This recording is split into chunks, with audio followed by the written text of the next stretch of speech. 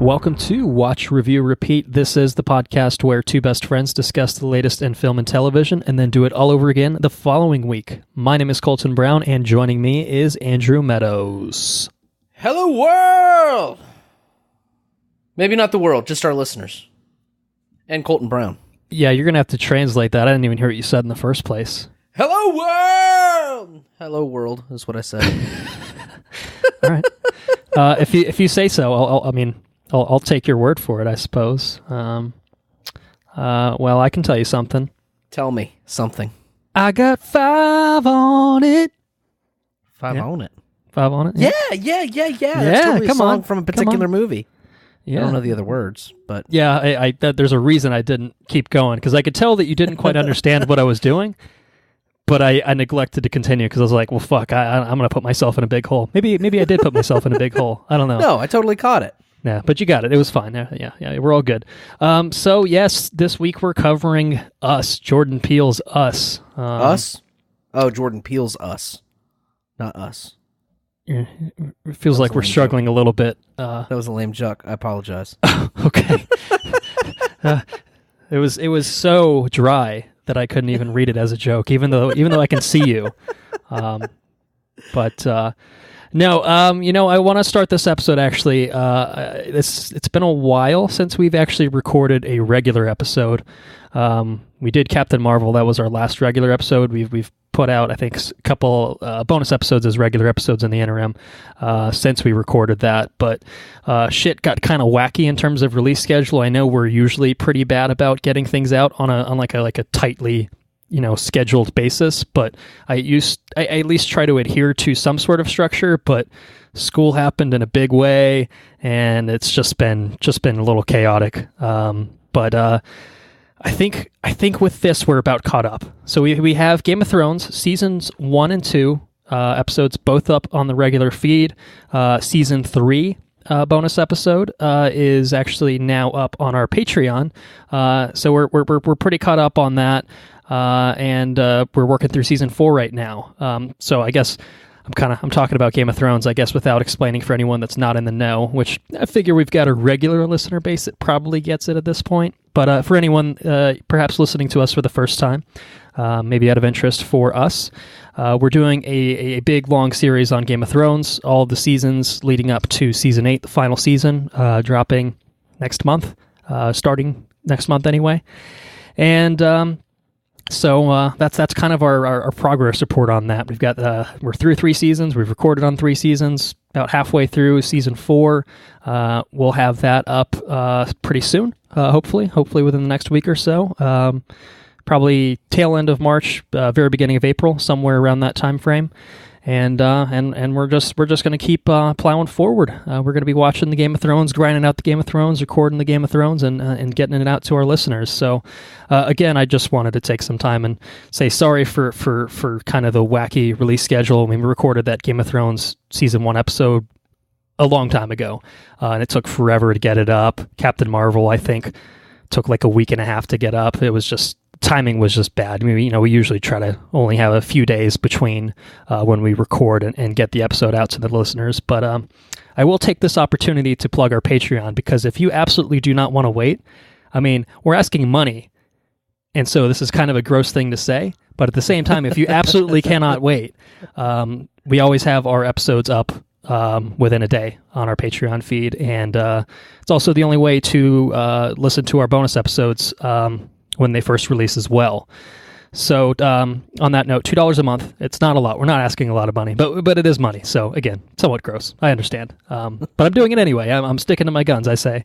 $2 a month will get you access to, again, all bonus episodes moving forward, and early access to all of our regular episodes. So head to our website, watchreviewrepeat.com, click the premium tab in the top left, and then click the become a patron button, and fill out some forms or whatever. Put some credit cardy information in there, and PayPal. It's more secure. And or maybe PayPal. Is it more secure? I don't know if it's more secure. Maybe. Either way, whatever you prefer. Whatever you prefer.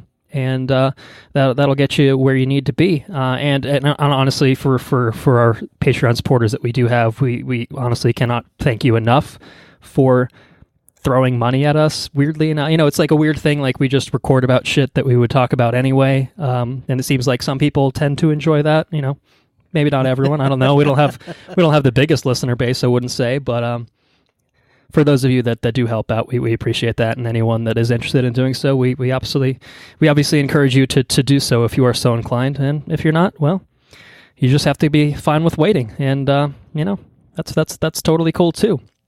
So, all that out of the way, all that boring stuff out of the way, Andrew's going to come in strong, since it's been a while. Fact.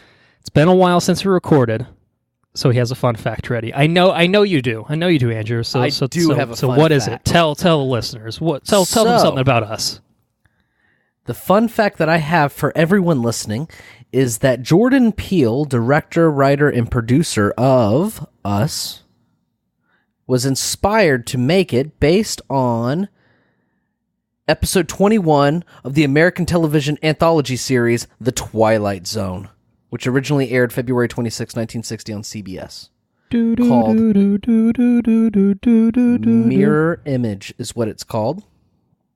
And it's about a woman at a bus stop who ends up losing her sanity because she spots a doppelganger. Okay, I suppose I see the connection now. And then at the end of the episode, to be fair, spoiler alert, another gentleman spots one of his doppelgangers.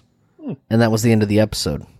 So it's a doppelganger thing, and it's and that's what inspired him to make this movie we're watching. Well, that's interesting. I think there might be some other tangible connections between Jordan Peele and the Twilight Zone beyond that. That's right. Interestingly Maybe he enough, was doing some homework, and he was like, hey, who knows? Maybe. Yeah. For those unaware of what I'm talking about, he is, of course, I don't know what his exact role is, but he's at least the narrator, and he seems to be creatively involved in some capacity on the new Twilight Zone reboot for CBS All Access, dropping very soon. I don't know if they're doing an all episodes at once type thing, but I believe it's dropping at the end of March. So very nice. Potentially, when you're listening to this, it might already be available, or maybe it's not. I don't know. It's not when we're recording it. I can tell you that much. Okay, well that's very cool. Jordan Peele, obviously, super creative, super talented guy. I think we knew that from a comedic perspective, but it's clear that he can flex some other creative chops, and we saw that in Get Out, and maybe we saw it in Us. I don't know. We'll talk about it in just a little while. You stay tuned, or if you want to skip all the news, which I think there's a lot of news, but I think it's all pretty good news. I don't know that there's a piece of news here that I don't like, to be fair. But timestamps. Sometimes I promote the use of timestamps. They're in the episode description. So if you feel like you want a good transition point, like, oh, they're talking about Jordan Peele, maybe they'll talk about Us now. No, not yet. But if you want to do that, you can do that. So on the subject of news, well, again, there is a lot. And it is, unsurprisingly, largely Disney heavy, I would say. Because, well, some big things have happened in the world of Disney. Maybe we should talk about the biggest thing right up top. The biggest thing. I mean, certainly, of anything we're going to talk about. Well, I guess that's actually, no. I was going to say it's probably it involves the most money, but I guess, no, yeah, there's it does. another it piece does. of news that's pretty big, but there's there's some stuff. Ground-shaking news. Yeah, well, okay, so $71 billion, that's the monetary figure that draws your eye to this piece of news. And I would be hard-pressed to think of anything that we were going to talk about. It's not going to sniff $71 billion, let's put it that way. The only thing that sniffs $71 billion is the fact that Disney has officially sealed the deal on its acquisition of 21st Century Fox. 15 months have gone since the announcement of this thing, and it's finally got all the regulatory approval that it needed. And as of, I believe, March 19th, it's happened. Disney and Fox are now one, or more appropriately, I guess more accurately, 21st Century Fox is now a part of Disney. Disney's now running the show, which of course means they've got their grubby mitts. Mickey Mouse has his I guess is it what do mice have? Is that a paw? Is that I don't know. Anyway, little paw. They got their little paw. They got their big ass paws really on lots of things. Obviously, 20th Century Fox, the studio itself, Fox Searchlight, Fox 2000, which I believe has already been shuttered. As a side note, somewhat of a side note. And of course, all the television stuff too. So FX, Fox Network, FX?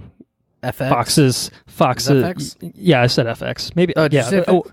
Yeah, and any, I think like there's FX and FXX, which is I think just a subsidiary of FX or whatever. God, too many F's and too many X's. Stop it. But it also includes like Fox's interest in Hulu. So now Disney has a majority ownership share in Hulu. So one would think that they're going to go pretty hard on that. And there's some other stuff in there, but brings lots of interesting properties into the fold. Beyond the obvious Marvel ones, you're also talking about Avatar, the highest grossing film of all time. It's a pretty big acquisition, of which James Cameron's currently making like 76 more of them. And assuming they do as well, we'll probably get another 76 after that. Alien franchise comes into the fold. The Simpsons, probably one of the biggest animated shows of all time, if not the biggest. But then, of course, there's those much important, at least to me, Marvel properties that are coming back home.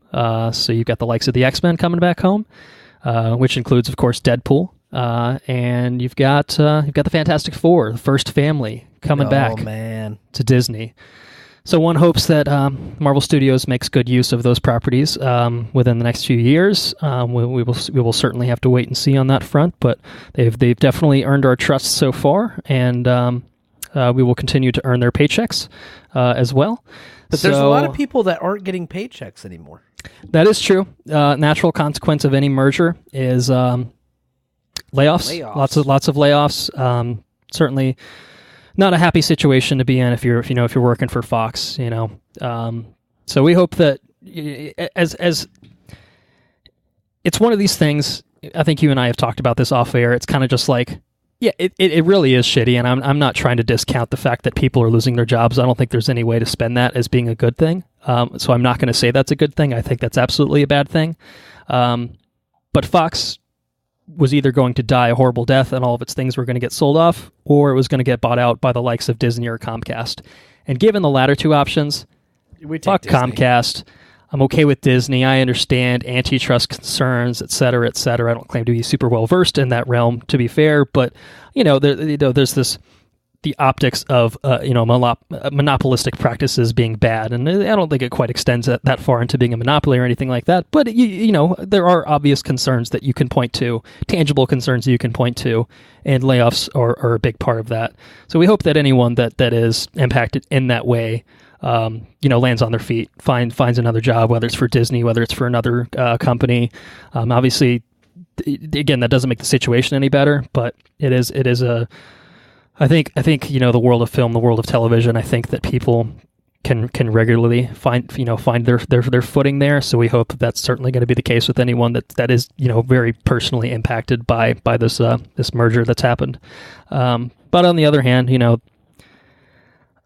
I am happy, about the properties. Certain properties, hopefully getting treated with the proper amount of respect that they've not had for years now, like Alien, to not even talk about the Marvel stuff, which obviously I'm thrilled about. I mean, I'm a big Marvel homer, and so that's obviously good, I think, and in my opinion. But like Alien has put out 2 crap films in a while, and it's like there's properties that there's a lot of potential in them, and I think Disney still plans on keeping the Fox branding around. I don't think that everything's going to magically be PG, Mickey Mouse, kid-friendly bullshit. I think Disney recognizes the value in having adult properties, and honestly, this gives them a really, really big touchstone into being able to release films in a way that, release the types of films that they really haven't been able to do in a while. It's really been a lot of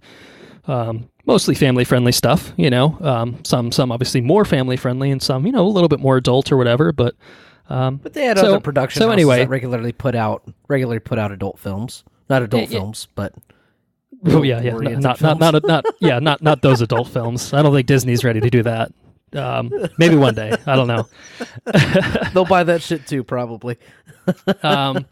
So it's a big deal. It's a big fucking deal. All in all. So you take.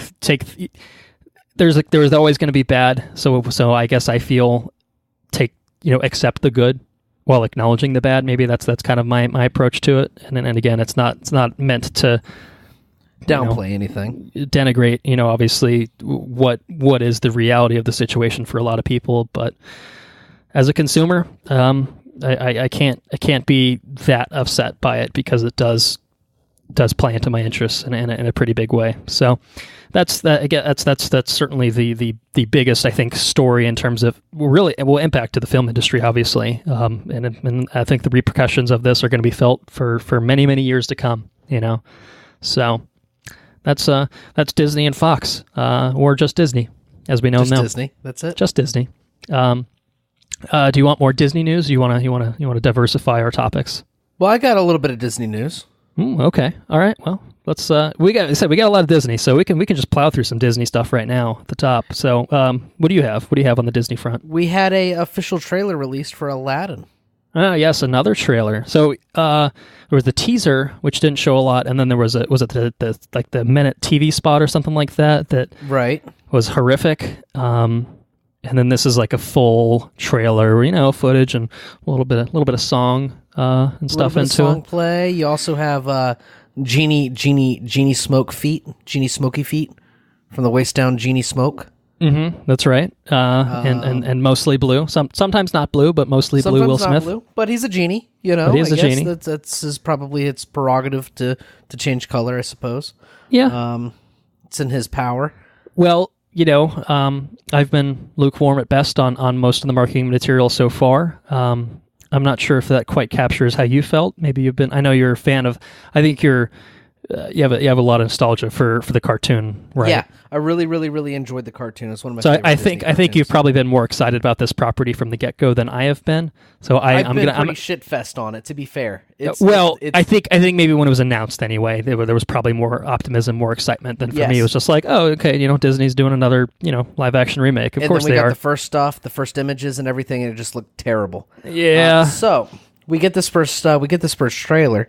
And I watched it twice before we recorded this. Because you liked it so much? No, just so I could really kind of hone in because I feel like I'm conflicted about it. Right now, I feel like I don't care for Jafar's casting. Concur. Mm-hmm. I do like Jasmine's casting. I think she probably be a pretty good Jasmine. I think. I don't. There's a moment where I liked Will Smith, and then I struggled to like Will Smith the further the trailer went on. So I liked him when he came out and he was pretending. He's like, oh, ho, ho, ho, and he was like, he was actually doing something a little bit different than Will Smith. And then from there on out, it kind of just felt kind of like Will Smith. Sometimes blue. Sometimes blue Will Smith, right? He just blued himself. I just don't know if I don't know. We'll see how it goes. Right now, I went from this movie's just definitively going to be a pile of shit to we'll see how it goes. There's things I don't like about this movie, but maybe when I go to see the movie, maybe things will grow on me and it won't be as abrasive as I find it now.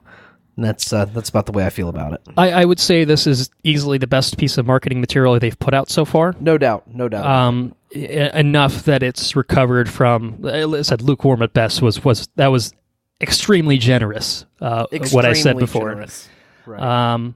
Now I would say I'm firmly lukewarm because I think there's colors and a whole new world. And you're like, oh yeah, I remember that. Even that got my nostalgia, shit kicked into a gear in a way that none of the previous material had done for me. And so I was like, that's kind of cool. I agree on your casting thoughts. It's a trailer, obviously, so maybe it's not the best metric for that. But when you get kind of those vibes that are off, particularly in the case of Jafar, it's just kind of like...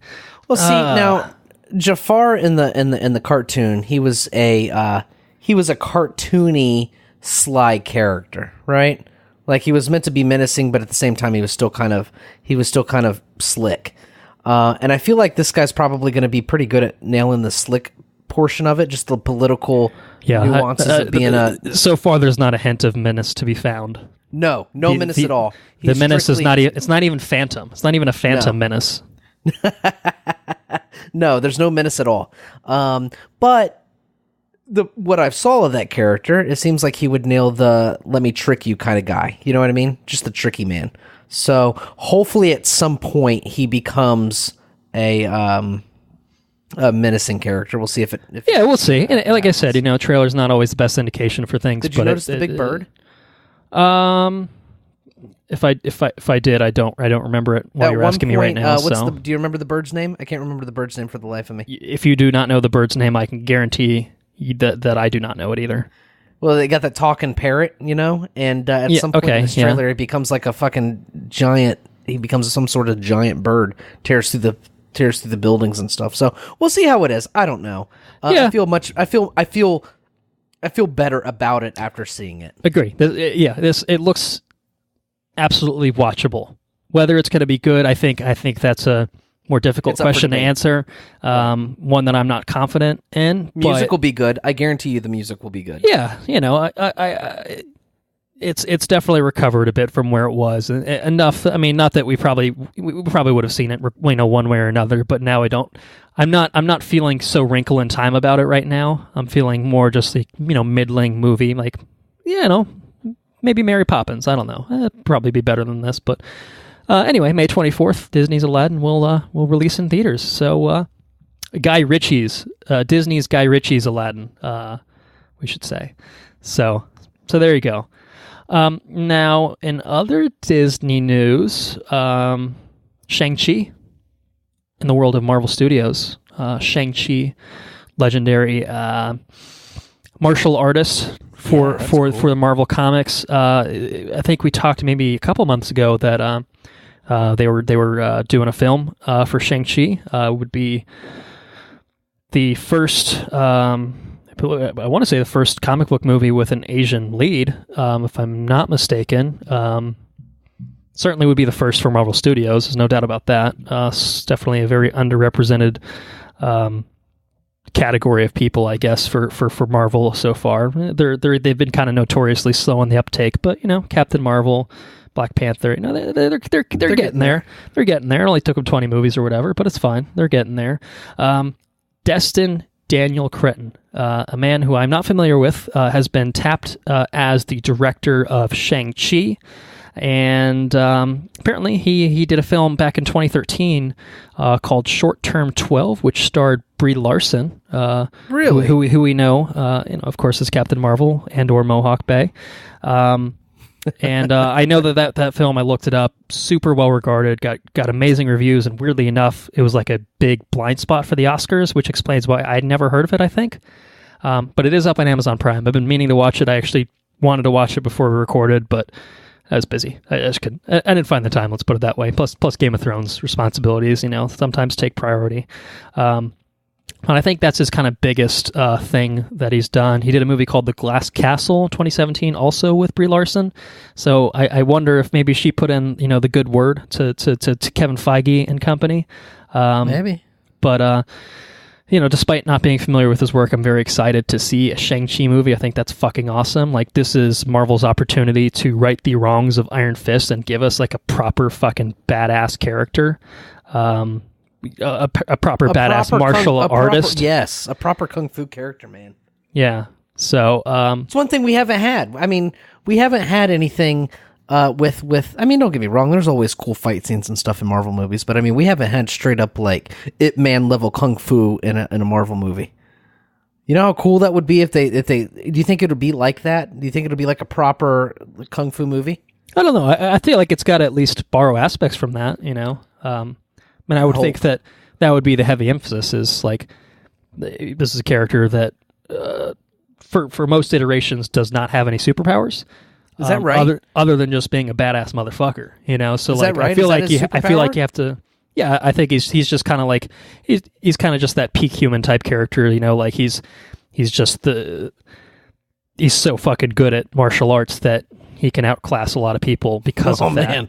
That's cool. I think there's I think he has some powers and some, but I don't think he's like super powered or like super strength or anything like that. I could be wrong on that. I'm admittedly not overly familiar with him, other than just kind of knowing of him and occasionally seeing him in comics. But anyway, looking forward to it. Confident again in Marvel Studios' output. I don't think they've really let us down for the most part overall. And I think we can expect this, I want to say, probably 2021. Seems like it's probably the likeliest, probably the earliest year that we'll see this film. But I think we can expect to see it then. So it's pretty cool. I'm going to go ahead and talk about some other Disney news.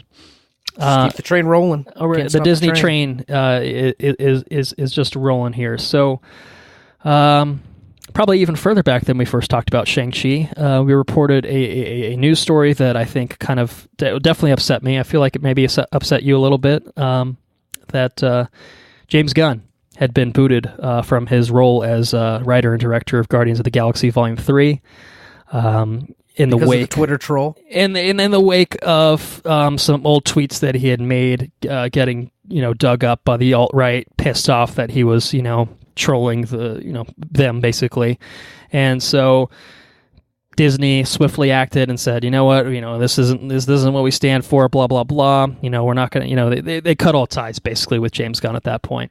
Publicly cut all ties, because I read some interesting articles about this. And I think we were upset, even, and again, more than just the fact that, like, Guardians was kind of his baby, and, like, it seems really shitty to pull him off, like, when he's literally already written a script for, the third and final entry in this iteration of the Guardians trilogy. Like, that was pretty shit, but it was also about stuff that was a known quantity, stuff that he had apologized for multiple times prior to getting hired for even the first Guardians. So it wasn't exactly a secret per se. I don't think a lot of people knew it. I would bet good money that Disney or someone at Marvel Studios definitely knew about it, and whether they kept it from Bob Horn or anyone at the any of the higher ups, Bob Iger, not Alan Horn or Bob Iger. I think those are some of the higher ups in Disney and Marvel. But collectively, they are Bob Horn. I think is what's happening there.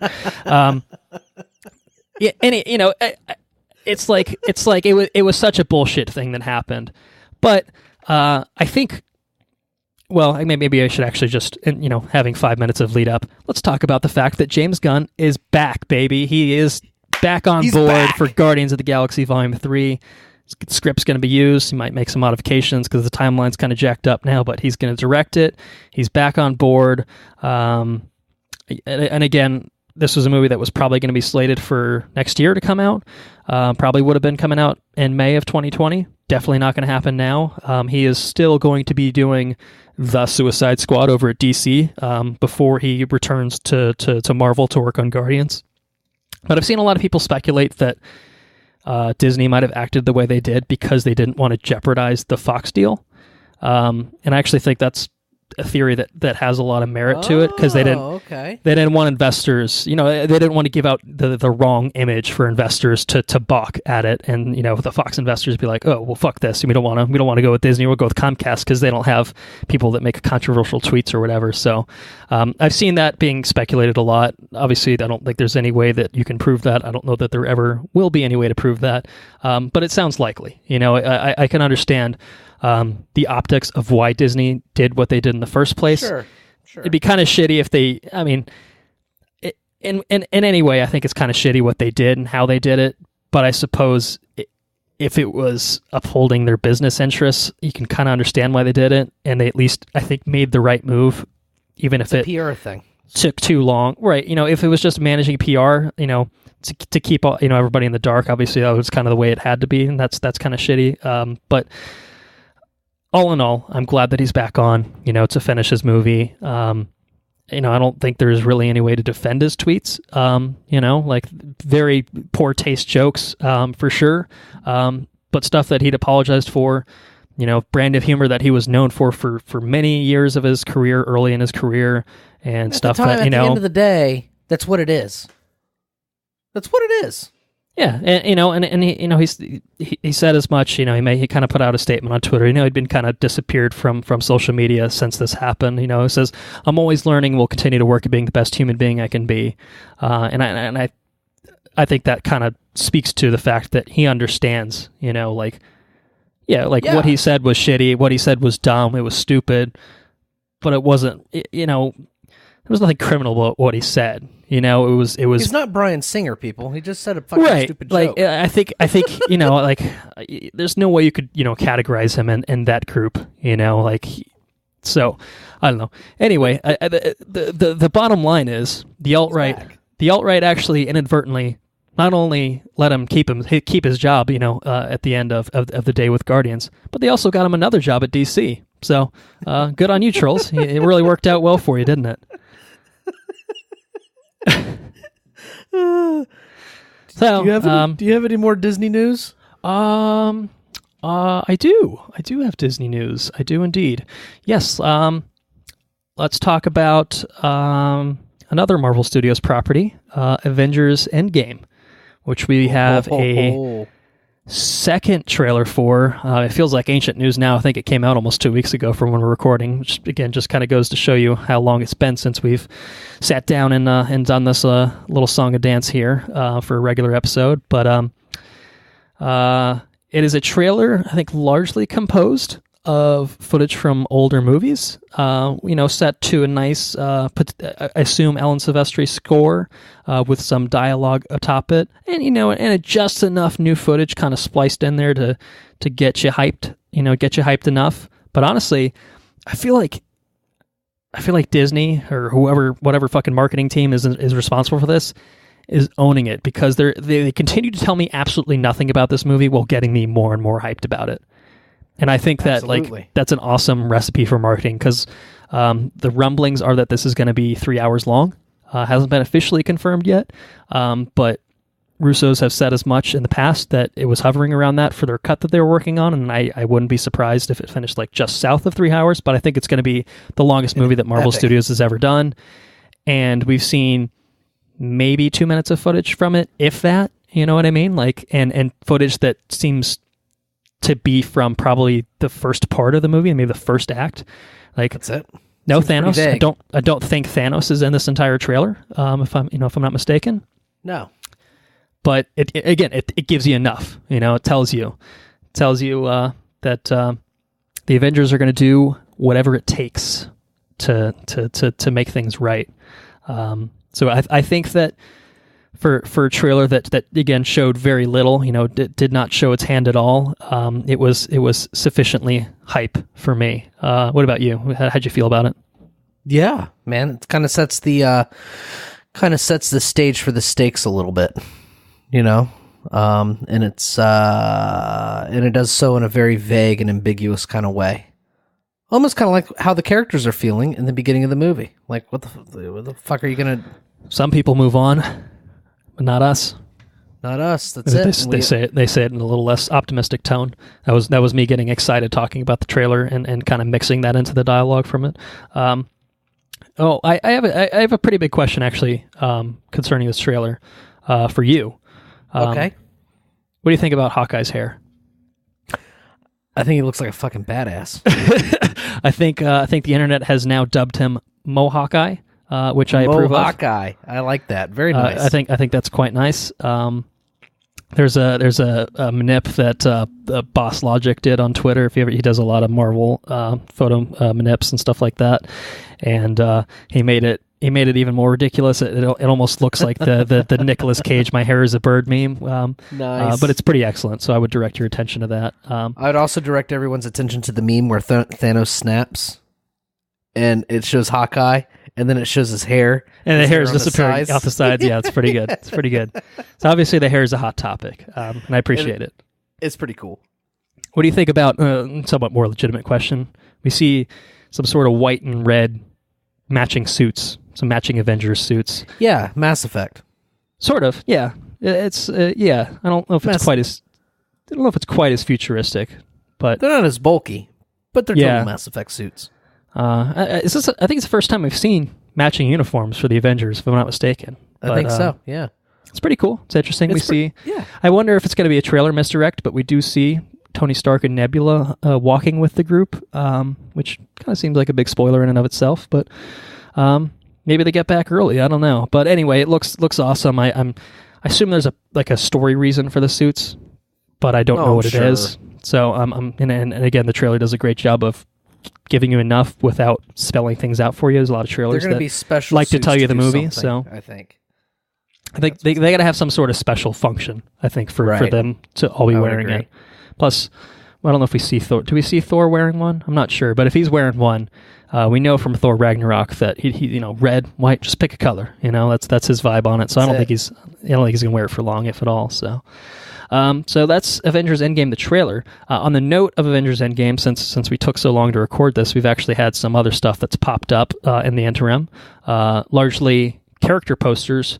I believe 32 character posters that they put out for Avengers Endgame. Lord have mercy, I didn't see highlighting the Fallen. There's a tagline on every trailer that says "Avenge the Fallen," and so there's 16 for characters that are now confirmed to be alive post Thanos snapping, and 16 for characters that have either died as a result of the events of Infinity War, either from the snap or not, basically. So like Loki has a poster, and we know that he got snapped in a different way. I would say.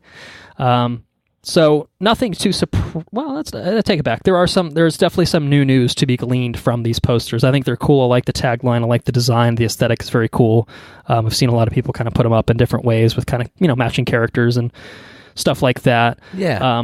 But I think the biggest news, we didn't talk about fucking Captain Marvel popping up in the trailer. Yeah, she was totally there. She was totally there. It was badass. Thor gave her his approval. So it's pretty cool. They had a little stare off, and she didn't flinch when fucking Stormbreaker came stampeding past through the air. It's pretty badass. We already know that she's badass. Anyone that doesn't believe that she's badass hasn't seen Captain Marvel, but we would recommend that you do so and listen to our 7-hour episode that we did a little while back. The thing to be taken away, I think, from the character posters is there's one surprise character that we, until this point, did not know was alive, and that is Valkyrie. Fuck yeah, she's alive, dude. Who has her own poster. She's in full color, so that we know that she survived the snapping. We know that she survived the beginning of that when Thor and his Asgardians got wrecked. Always welcome to see Tessa Thompson. I'm not expecting a big role for her here, but again, they've held so much back from the marketing that I don't fucking know. Maybe she's an Avenger now too. I don't really know. I'd be down with that. And Shuri was a casualty of the snap. We've learned that now. Although to be fair, We've kind of known that because she was shown on one of the missing characters in the first, I think, teaser that we got. But so was Scott Lang, who we definitely know is still with us as of the events of Ant-Man and the Wasp. So cool set, I think it's. I like the color differences that indicate if they fell or not. Yeah, I think it's clever. They kind of have done that with the trailers too. The black and white with the old footage and kind of the uses of the reds and stuff. I like the motifs that they're using in the marketing. I think it's all playing pretty well for me. So, anyway, that's probably enough of the Endgame. I would say. Okay. Comes out pretty soon, April 26th. Less than a month away. So that's pretty crazy. But anyway, I got some news for you. Yeah, I feel like I've been talking a lot, so what do you got? Filming begins on Denis Villeneuve's Dune. That Denis Villeneuve, man, he's always giving us some Dune stuff, isn't he? It started. It's happening. I feel like there's news that we talked about that I don't know if we've covered all the news that came out. Well, there was something we talked about off air, and it's something that was included in the press release announcing the start of production for Dune, and that is that Hans Zimmer will be providing the score for Dune, for the adaptation of Dune. Which is pretty good news, I'd say, Yeah, that's pretty good news. I feel like other than that, I don't know that there's, to my knowledge, I don't think there's much else. Cast continues to be ridiculous. I don't know that they've added any more ridiculousness to it. I suppose they could always cast more people, partway through production. They're like, oh yeah, we got Tom Hanks. Don't worry about it. He's in it now. As of now, he's not though. So we have that. I'm just gonna kind of go through these newses because I don't have filming begins on the movie, so that's cool. Yeah, there's a big press release. It has the plot synopsis, the cast that literally is like 10 paragraphs long or whatever, and so it's pretty cool. So looking forward to it. Obviously, November 20th, 2020, worldwide release is when we can expect Dune. So what else you got? More good news. A show that I am very excited about. I enjoy a whole lot. I've started season 2 of it, but I'm behind an episode, so I need to watch that because I'm on the Sunday release schedule. I don't care for that. I like to grind my shows, but that's what it is. And that's American Gods got renewed for season 3 with a new showrunner. So. Oh, yes. Okay. How is season 2 compared to, I think it's only what? Season 2's paced along pretty good. Yeah. Oh, that's cool. I like it. Yeah, totally like it. You need to get in on that. I have the season 1 Blu-ray, so I really don't have any excuse other than Game of Thrones and time and other logistical concerns, I suppose. But it's on the list. It is definitely on the list. It's definitely pretty cool. Yeah, Charles Egley is going to be the new showrunner. He's worked on The Shield and Dexter in his career. I'm not sure in what capacities. I assume just mostly a staff writer. I got you. I would guess. But stability, I think, is what the show needs. Absolutely. After the tumultuous season 2. So if season 2 is putting out a pretty good product through all of the chaos, then I think that's pretty impressive. Imagine what they could do when it's not a total show behind the scenes. And that helps. And I know Neil Gaiman's been involved in some capacity. Yeah, standing pretty hard for it. It's not like I feel like if they did enough to make Neil Gaiman run away from the project, that would be really worrisome. But the fact that he's still kind of gung ho for it, I feel like that helps. I mean, Sure. Sometimes your creator can almost be too close to the material, and George Lucas it or J.K. Rowling it, in some ways. But I don't see Neil Gaiman as fitting into that echelon. And what I've seen so far, creator, it's been. I don't think. I mean, I don't think there's been moments like in the first season, but what I've seen so far has been pretty okay. It's been pretty good. It's kept me looking forward to the next episode, which is enough. You know what I mean? Perpetuates a story in a well enough way to where I'm not put off by it. So it's good. It's good. It's good. It's good. It's good. Well, I have one more piece of Disney news. I thought I was done. Everyone thought I was done, but I wasn't. Oh, he's coming back for more. I've got Disney and Pixar news. Toy Story 4 official trailer. I think the first legit trailer. I think that actually gives us some information on the plot, and not just Key and Peele playing themselves as cartoon characters or whatever.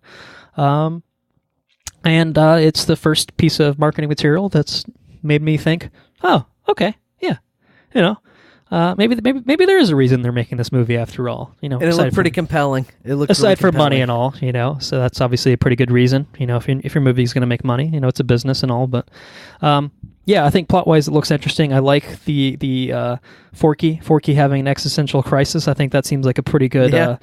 Pretty good take on the toys coming to life, and we've got like a hardened little Bo Peep.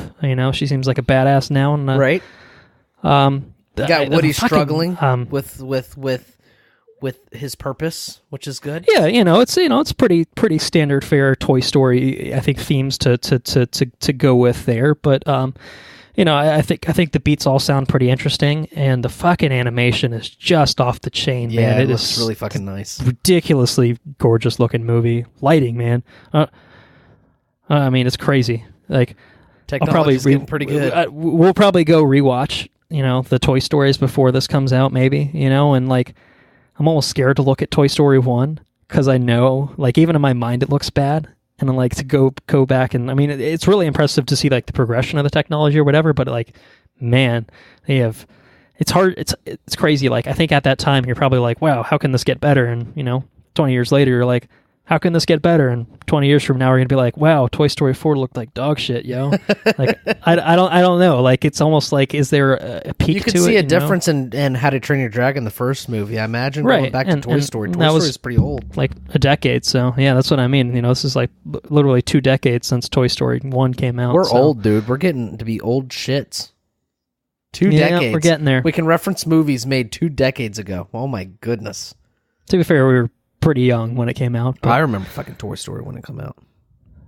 Yeah, I mean, I remember it happening and I remember seeing it, but I feel like I could not recount my experience of going to see like Toy Story in the theater or anything like that. I think I was too young for that. But I didn't see it in theaters. Yeah. Anyways, June 21st, Toy Story 4. Boom. Looking forward to it. Tell you about something else that made me feel nice. All right. Tell me about it. Stranger Things Season 3 official trailer. Ooh, yeah. I actually just watched this for the first time today. So I've been putting it off because I knew we were going to talk about it, and I saw that it went up several days ago, and I was just like, yeah, I'll get around to it. And I was like, why did I wait for this? That was a fucking hype-inducing trailer right there. Yeah, Shit it looks awesome. pretty ridiculous. Yes, man, very pretty. Very the character beats seem interesting. They're leaning into the people aging, which is really cool. Yeah, it's just good, not ignoring the fact that, some of the kids are definitely hitting puberty. Yeah, which is, it happens. I feel like, is it me or does that feel like it gets overlooked whenever you perpetuate a show past a couple, past a season or so? I feel like... Yeah, well, I mean, even like Game of Thrones doesn't really seem to acknowledge the fact that like Bran looks like an old-ass man now, Right. Like, everyone kind of treats them still as kids. Like, it's not true for all the characters and stuff like that, but... it doesn't seem like they very often actually kind of specifically deal with that, like, head on. Like, I think Harry Potter is probably a good example of, like, obviously, like, things get more adult the more adult that, the characters become. But I think I agree too often it kind of just falls by the wayside. And it's like, well, of course people get older. That's what happens. Like seems like in this trailer, the struggles that the kids go through, I mean, the Harry Potter dealt with it in a much more nuanced way, I guess. But it feels like it's hitting it right at the curb, and it seems interesting. But the colors, man, the fucking colors, and then that sound, the soundtrack there at the end, that just the theme. Oh my, so good. Yeah. Oh man, it's so good. I am sufficiently hyped for Stranger Things 3. Independence Day, July 4th is when it's dropping on Netflix. I can tell you how I'll be spending my day. That's it. On July 4th. Looks fucking awesome. I like the mall setting. I know we saw like bits and pieces of it from previous promo materials, but cool, man. So fucking cool. Fucking so Stranger Things, man. What a good show. What a good show. Go watch it on Netflix. What are you doing? Stop listening to us and go watch. No, actually, wait until this episode's over, then go watch it. Then go watch it. That's right. Yeah. Yeah. All right, I got one more trailer. I got one more piece of news, actually. One more outright. trailer. Well, I know you have more, but I have one more. Okay. So share your trailer. My trailer. Well, it's not mine. I didn't make it. A man named Quentin Tarantino made it. It's his ninth marketing film. Team, right? Yeah. I feel like he probably had a heavy hand in it. He seems the type, to really dictate how his films are marketed. Once Upon a Time in Hollywood. Finally got some footage from it. I know we've talked about it on multiple occasions, mostly about the cast. Leonardo DiCaprio, Brad Pitt, Margot Robbie. Whoo, buddy, this looks fucking awesome. It looks pretty good. It's gonna be a Quentin Tarantino movie.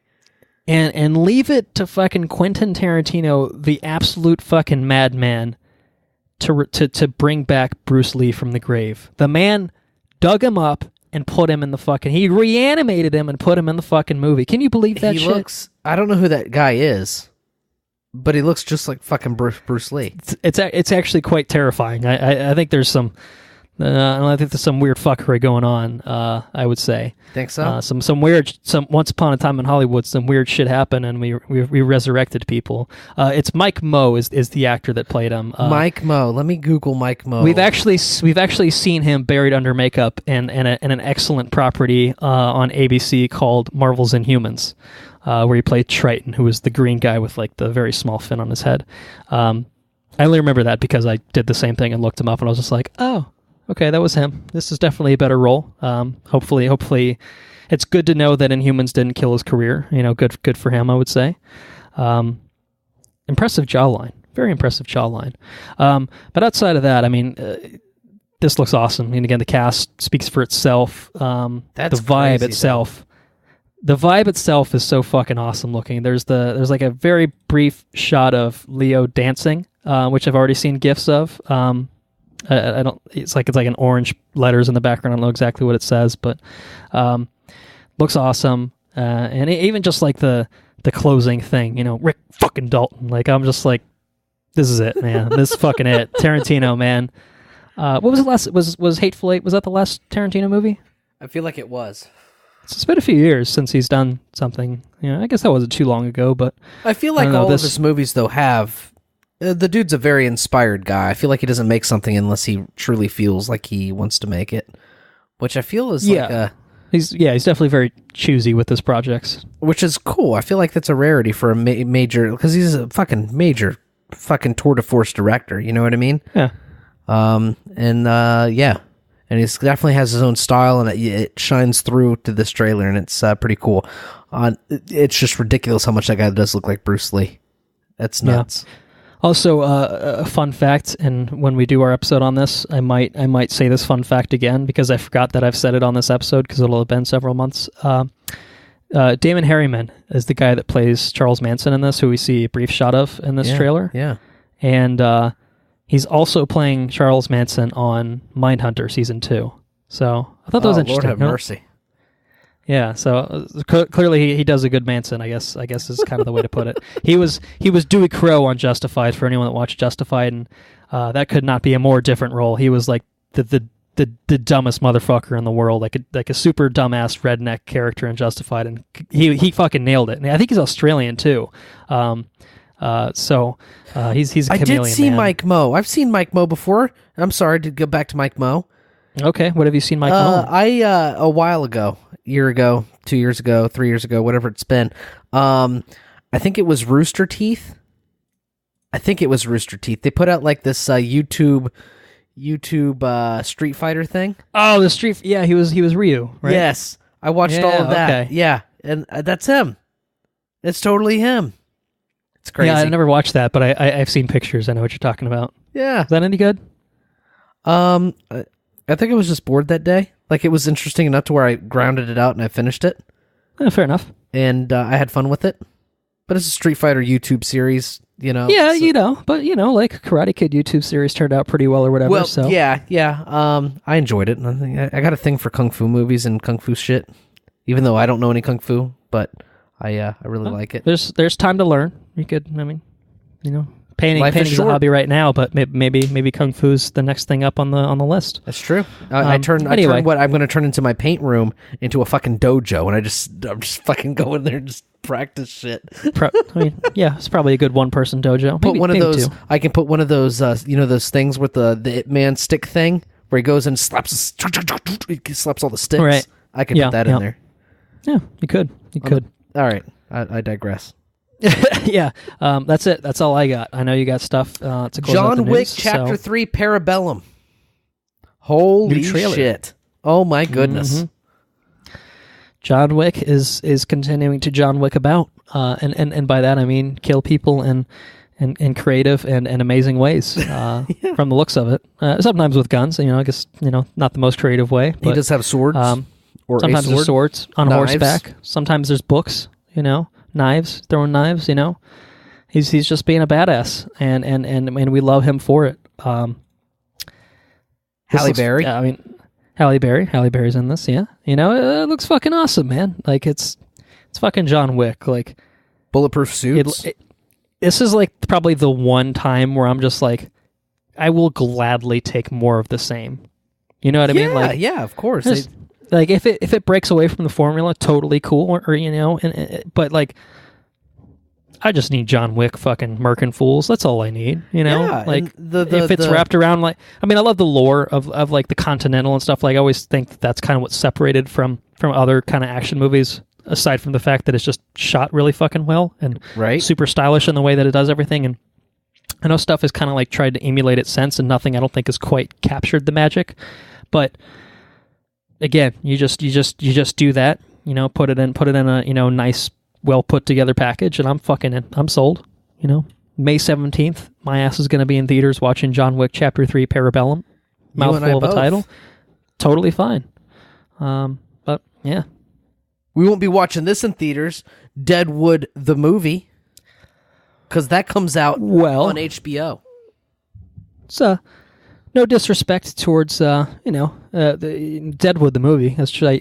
As someone that hasn't watched Deadwood, I think looks pretty cool. It's actually an Ian McShane double feature if you pair it off with John Wick 3. That's right. That's not bad. But yeah, you know, it's coming to HBO, so obviously it can't be, well, I guess it could be in the theater if they really wanted it to be, but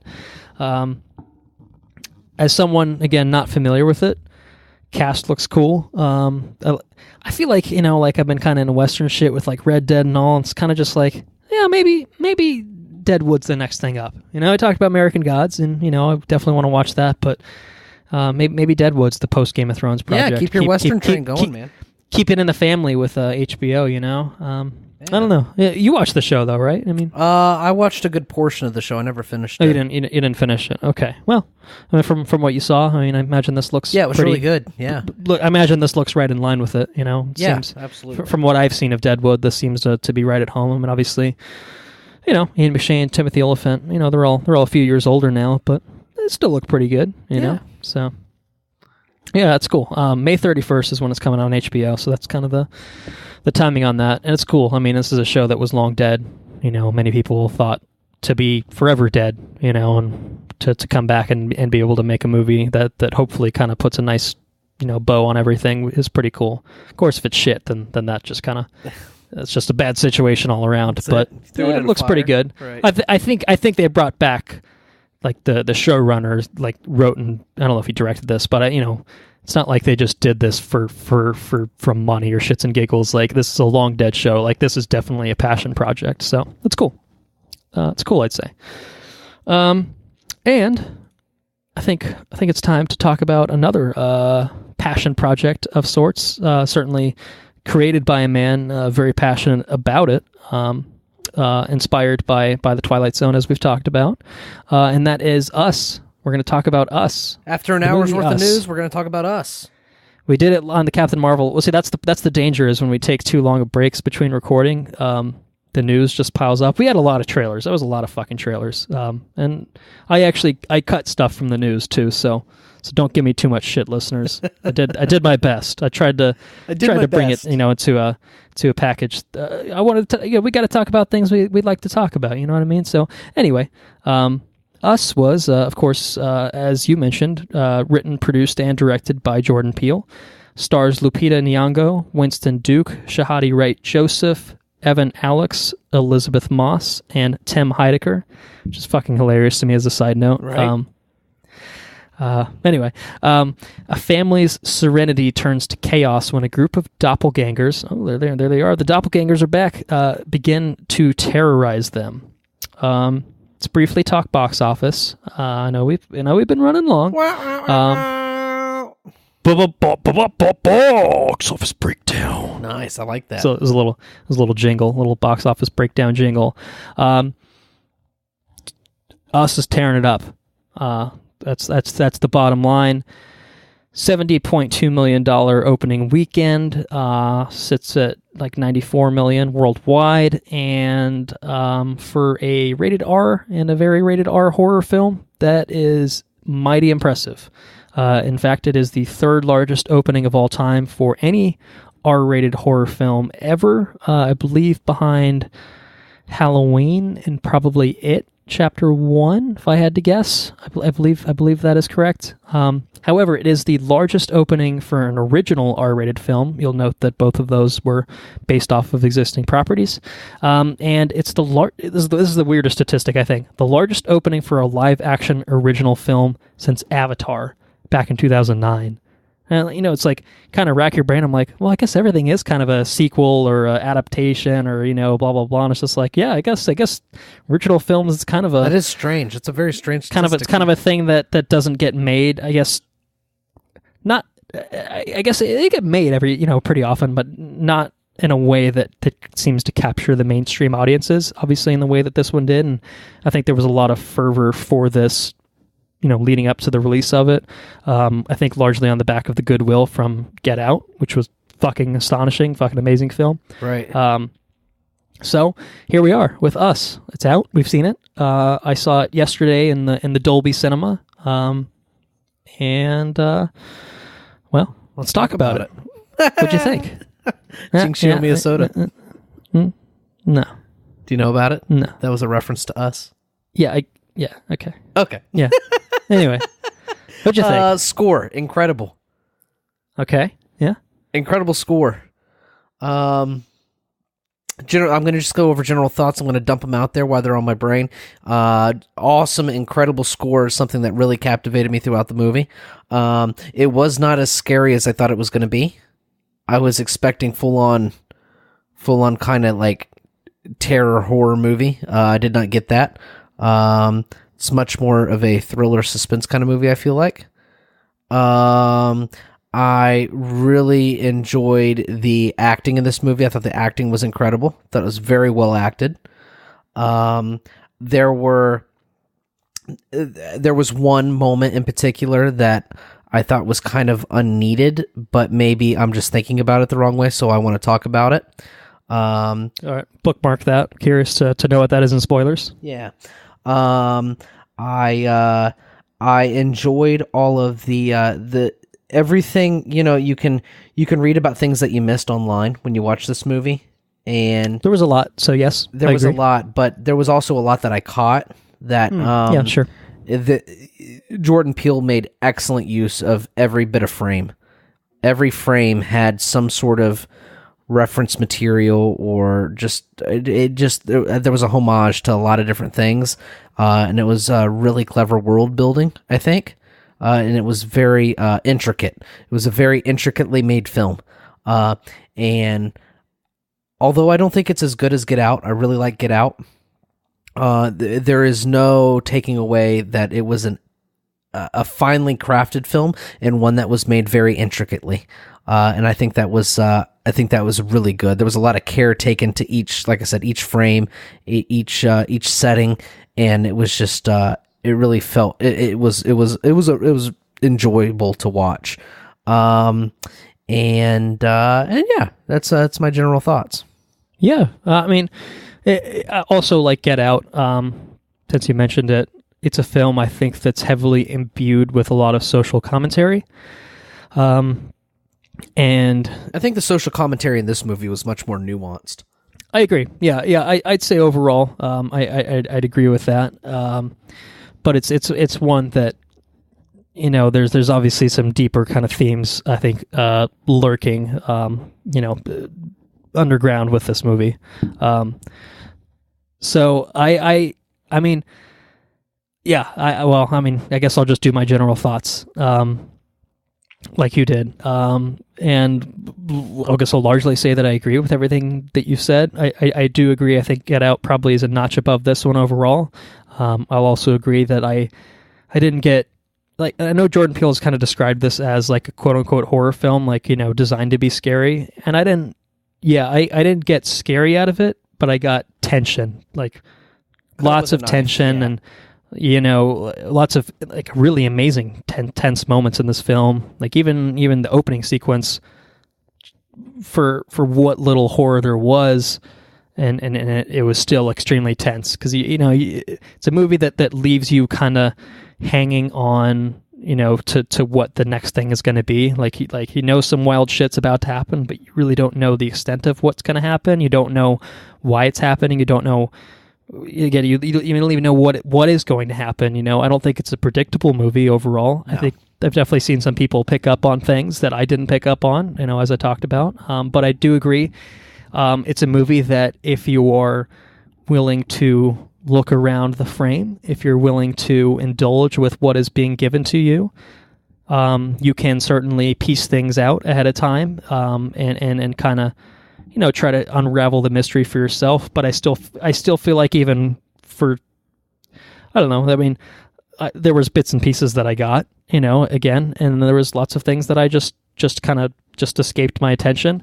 It's definitely a movie that you watch it once, okay, you get it, you get the complete package. It could kind of fill in some gaps maybe they have. You go watch this movie a second time. I think both of you and I have only seen it once. That's right. But I guarantee this is a radically different experience on the second way through. And I don't know if we'll get a chance to see it in theaters again, just with timing concerns and all that. But I'll definitely own this movie. Spoilers for recommendation. Well, sort of spoilers, I guess. I will gladly. I look forward to rewatching this movie whenever that opportunity does come around, because it's a film that I really, really enjoyed. I think technically it's all exceptionally well done. It's exceptionally well made. Score is fucking awesome. The use of it is great. Soundtrack and like clever use of soundtrack too. That's right. Kind of creating like an uneasy dichotomy between like, songs and the horror that's kind of unfolding, before you on the screen. And Lupita Nyong'o fucking absolutely crushed it here, man. Yeah, she did. Wow, she was fucking tour de force in this shit. Like, I think, I don't know if it's a bold statement. I don't know if you'll agree with it, but I honestly think that in terms of like horror performances, I think you got to put her. I think you got to put her next to Toni Collette from Hereditary. And it's a different role, certainly, and obviously it's a dual role, with what she's doing here. But she did do a lot. She did a lot of work on this movie for sure. But she goes to some serious depths for this fucking role, and just really, really amazing. I like Winston Duke a lot. I thought he was good as well. All the family, I think, overall was pretty Winston good. Duke, he's M'Baku in Black Panther. I think is probably the biggest thing we remember him from. I thought he did a really good job. Lupita Nyong'o also in Black Panther as a side note. So even the kids, though, yeah, the kids were good. So, I really liked it. There was definitely some stuff. Again, I almost wish I could see it a second time before we recorded this, but it's a movie that we almost recorded this episode a day earlier, and that would have been like in the immediate aftermath of watching it, and I almost feel like that might have been too much. Right. I've had like kind of a day to sleep on it, and it's a movie I think that you'll find yourself kind of going back and like thinking about a little bit, for one reason or another, even if it's just like, oh, it was a really well-made movie, or, or that was a really tense movie, or, like, oh, the sequence here was really fucking great, or like, man, that was an amazing piece of acting, or like, well, if that's the case, then, well, there's lots of things that, you could kind of, let this movie just kind of, did you see it with a lot of people? Drift in your brain. I did not see it with a lot of people, and I actually thought that was a good thing, but I guess it could be. I think I went on a Tuesday afternoon, so it was kind of it was more of a low key setting. I mean, I went out and saw it in Dolby because I wanted to have a proper format to watch it in. I think it's gotten a limited IMAX release in some places. Captain Marvel was still playing where I went. I got you. But it was something I didn't want a Friday night horror movie audience for this, because I felt like this was going to be a cut above your typical horror stuff. Right. And I think that's true. I think it is. I think it's certainly a movie that makes you think a lot more than most horror movies do. Sure. And the way that Get Out, was kind of something. I think I do agree. I think that this one's a little bit more difficult to unravel. I think it's a little bit more opaque with kind of how it delivers its message. But I saw it with a mostly respectful audience. Well, they were respectful. My only quibble, this is a minor quibble. So the Dolby, how they have the reclining chairs, and Yeah. Well, there's a system. If you recline, you're naturally at a lower incline than you were before. Correct. So if someone sits immediately in front of you, the way that it's designed is that they are also supposed to recline in their chair to maintain that, so that their head's not poking up into your field of vision. But they didn't recline the whole movie, and I'm like, what a fucking asshole. So I had to sit up in my chair and watch it like a fucking normal person, like a normie in a fucking normie ass theater. And I'm like, dude, do you not know how the chairs work? I almost thought about tapping him on the head, like, hey, head, get out of the way, fucker. But I didn't. That's so funny. I saw it in a packed theater on a Saturday night. How was that? It was, there was some commentary. They weren't the most respectful, but at the same time, it's been a long time since I saw a movie with a vocal audience, and they were mostly vocal at correct times, so it made it like okay. I think that's fair. You know, you don't want people to ruin, like, to dictate your fucking, like, movie going experience, but, like, it's okay, you know, to sometimes get an audible reaction to, like, oh, that was like a holy shit moment, and people are like, oh, holy shit, you know, like, oh, okay, that, you know, that makes sense or whatever. Or oh, fuck no, bitch, don't you do that, oh no. Yeah, you know, and it's like, pretty disrespectful, and it's kind of annoying. But I haven't had one of those in a long time, so I was like, I just kind of rolled with it. I honestly think it depends on the movie, you know. Or we look to our X-Men: The Last Stand experience as probably the prime example of when commentary was appropriate, because it was a dog shit movie and it elevated the movie. That's correct. This is a movie. I don't think you want to miss dialogue in. It's not a movie where, like, you want someone shouting over the fucking score and stuff like that. And so it did detract me, but at the end of the day, it was all allowed. But it is honestly one of those things, like a movie like this, obviously something that's making as much money as it is for the type of movie it is, it just naturally attracts that type of audience. That's right. And it's I imagine you were not the only person in a packed theater that had a very responsive audience. So I imagine that's a pretty common experience for most. But you know, in a way, it's kind of cool to go to. I mean, don't get me wrong, I would have loved to see it by myself in a theater. Kind of like how I saw the Suspiria. That would have been a really cool experience. Don't get me wrong, but at the same time, if it gets a mass of people, if a worthy movie gets a mass of people and they have a good time going to the movie theaters, it's kind of okay. You can't get mad. No, you can't get mad. You can't get mad. I mean, you can get mad when people are, like, overtly disrespectful. You know, if it's like kids that snuck in and are talking in the corner. Like, I didn't have anything like that. It doesn't sound like either did like I. that. You know, it's people just being people engaged having a with good the movie. time. People having a good time at the movie theater. You don't want to piss on anybody's parade, but you know, it's.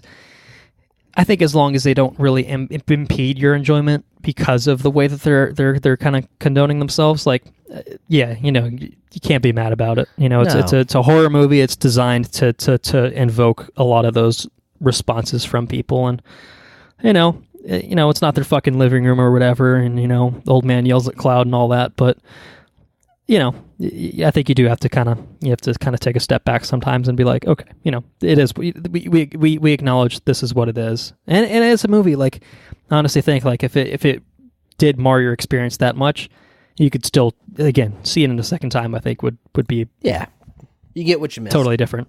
Maybe wait a couple of weeks, you know, sit on it for a little while, and then, like, okay, maybe people aren't seeing this anymore. Although I think this is going to be a leggy movie. I would be surprised to see this drop precipitously in the way that some horror movies do. Last bit of commentary for myself is I thought I enjoyed that the movie has a touch of humor and a touch of self-awareness to it. Right. I thought that was good. You know, it's not something that is taking itself 100% seriously all the time. You know, it's something that acknowledges kind of tropes of the cinema, and you know, it's got a kind of tongue-in-cheek manner with some of it. I thought that sometimes helped to diffuse the tension where appropriate, but it also kind of, you know, it really feels like something written, produced, and created by Jordan Peele. Like, you can feel his kind of voice in this thing, and I think that's really cool. You know, the way we were talking about Tarantino and the way he does his shit, like, I feel the same way now about Jordan Peele. Like, now that we've had the chance to see both Get Out and Us, like, different movies, absolutely different movies, different things they're going for, different messages I think they're kind of touching on, but, like, I think you can start to see a definitive style, you know, a flavor emerging from a Jordan Peele film. So I think that's cool. So on the subject of recommendation, I confirmed that I would be willing to own this film, but I would go a step further and say that you should go see this in theaters. Obviously your mileage may vary with your theater experience, but I think this is a film that, I think it's a film that people are going to talk about, and I could definitely see this being a good water cooler movie. I don't know if this is I think Get Out's a more approachable movie in some ways. Obviously, some of the social commentary in Get Out could ruffle some feathers in certain parts of the country. You know what I mean? And I think this one is primarily Zephyr Hills. Is that what you're saying? Well, I don't know. Maybe. But I hate Get Out. I hate that movie. That movie was fucking terrible. I think this one isn't necessarily going to set the same people off, but I think it's going to be more because it's not so plainly laid out for you. I think that you could definitely read into some things. There's obviously a deeper meaning to all of it. You get what you want from it. Yeah, I think it's a movie that you can kind of, you can either look at and like, oh, that's weird, and I don't understand any of it, and so fuck that, or you might be like, that's weird, and I'm like, but I kind of like that. I think it's going to be somewhat more divisive for the filmic reasons, whereas as opposed to Get Out, which I think even people that were really, really just shocked and offended by its message could probably take a step back and be like, yeah, I mean, it was a well-made film or whatever, but white supremacy is fine. So, yeah.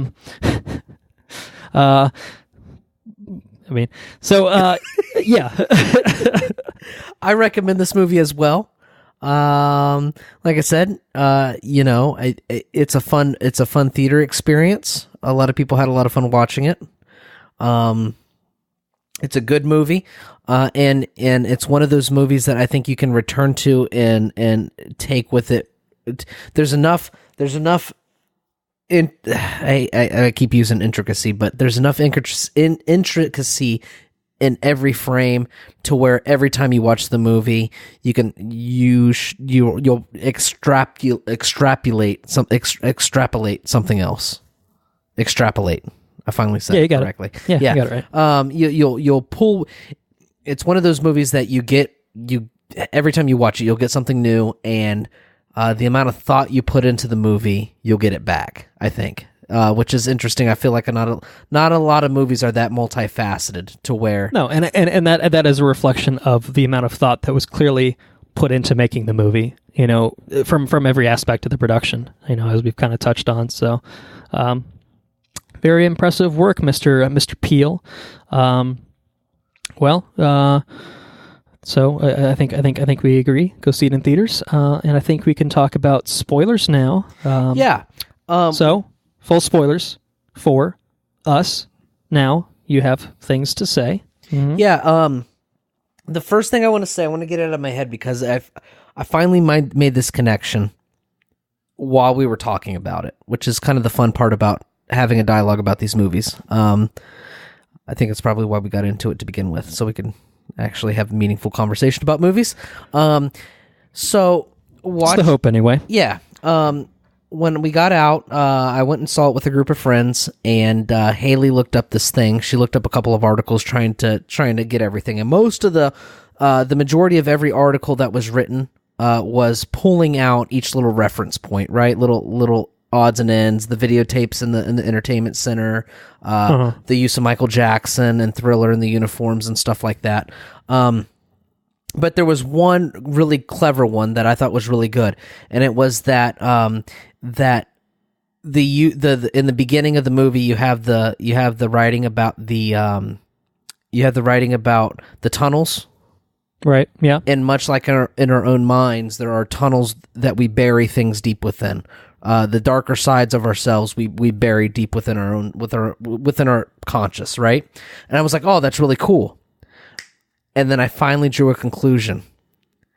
Those deep I have to try to verbalize this because I like I said I just thought of it. So at the end of this movie, the people come from the tunnels and then they begin to divide the country, right? They begin to hold hands and they set out to go from one part to the other. Hands across America. Hands across America, right. What was really interesting is if you take the thought that the premise that the darker sides of yourself. You're repressing those negative feelings and those bad feelings and things that should not come to light, but they've come out, and now they're murdering people and everything else, right? You take that duplicity of that characterization of the people, but now you apply it to the nation, and now you have those deeper repressed things coming to light, and now they've divided the country. Does that literally? Yeah. And I just metaphorically, but yeah. No, that's interesting. Yeah, I thought that was good. It's kind of an interesting way to looking at it. I mean, in terms of the general commentary, I kind of pulled it out as kind of looking at stratification in society. Okay. Where the tethered, I guess, is what they're called in the movie. That's kind of the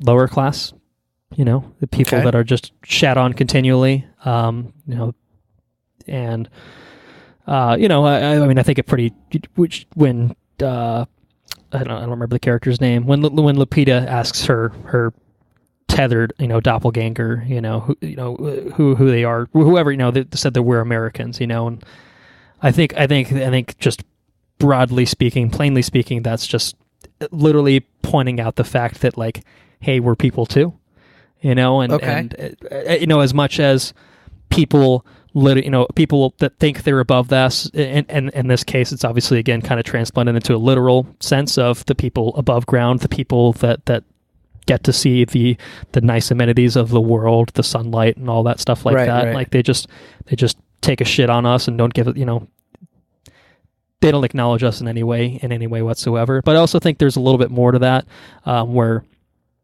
like, even I think like the family that the four, it's almost kind of like they're like a middle class kind of thing, and so they have to somewhat fight through. Like the middle class obviously is pretty well off overall, certainly more well off than people living underground and sure, going crazy, because they're just so repressed, or oppressed, I guess, in the literal sense here.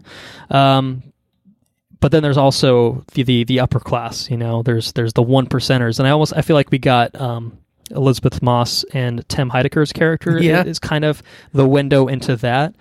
And it's interesting that like the middle class family, if you want to put them as such, they fight through it. They work their way through it, whereas the upper class is so used to just having their day in the sun, and that they're not used to retaliation. They're not used to anything like that, and they're the ones that just immediately just go down, in like 2 seconds flat. As soon as their doppelgangers enter, the scene, they're fucking dead.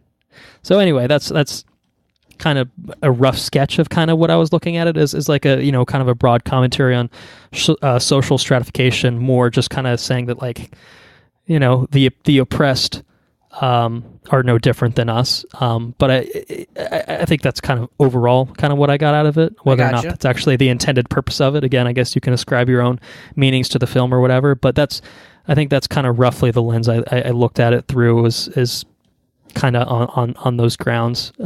And I think that's the interesting thing. I think that's a really interesting thing about this movie, that I don't know. You can kind of draw. You can take from it what you will, which is pretty neat. It's a cool thing about good art, Now I will. Yeah, and I like. I mean, it's actually. I mean, what I said isn't that far off from what you said. Like, no, yours is kind of the literal representation of the division in the country, and mine's also about division of the country, and kind of a, I guess, maybe more nuanced, subtle way, perhaps. But yeah.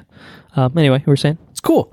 The one thing that I had gripes about, the one thing that it just didn't settle well with me, of how the execution, was the very, very end, where you find out that that the girl, how do you pronounce her name? Little swapperoo? Lupita, yeah, right. Her character is actually the one that was born underground, but she's been living in the sunlight or she's been, above ground. She had a family. She swapped when she was 5 or whatever, And it makes sense for her to be deceiving, but it doesn't make sense for the girl underground to be deceiving. You know what I mean? Like, fuck you choked me when I was a kid and dragged me under the shit, and I'm gonna fuck you up. You know, that like there was no reference to that. The girl underground acted like she was the one that's always been underground, which doesn't seem, maybe it's because she's just been underground for so long. Well, I think that's it, is you throw someone that knows what the world is like and put them in an isolated environment for 20 years or so.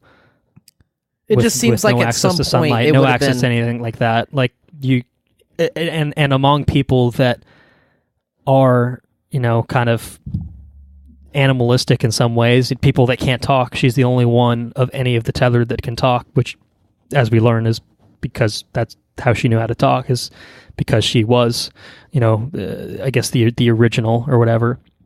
I think my only real concern with the logistics of that, because I think everything else kind of falls in place. It does. You know, and it's not that, you know, I didn't see it coming. I guess I will say that. I definitely didn't see that coming. I think there are probably hints to that and stuff that, you know, again, you watch it a second time through and you're like, oh, well, fuck. It was there all along. And the things that they show at the very end make sense of it.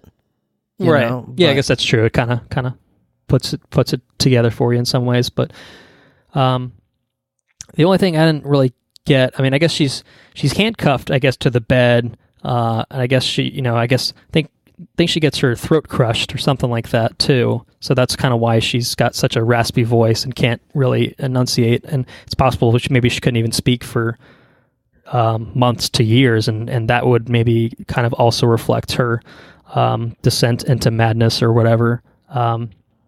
But clearly at some point she gets out of the handcuffs. I mean, I know the escalator's going down, but you could still make it up, I think.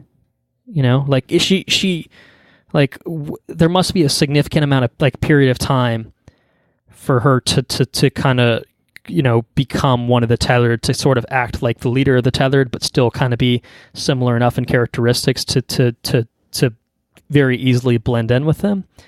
I just kind of feel like seems at some like point, if you're a little girl, you're going to wake up and you're handcuffed to the bed. If you're a little girl, and like, and if once you get out of your handcuffs or whatever, like, you'd probably go to the escalator and go walk up the, you know, it's it'd be difficult because they're moving down or whatever, but it didn't seem like they're moving down at such a ridiculous pace. Also,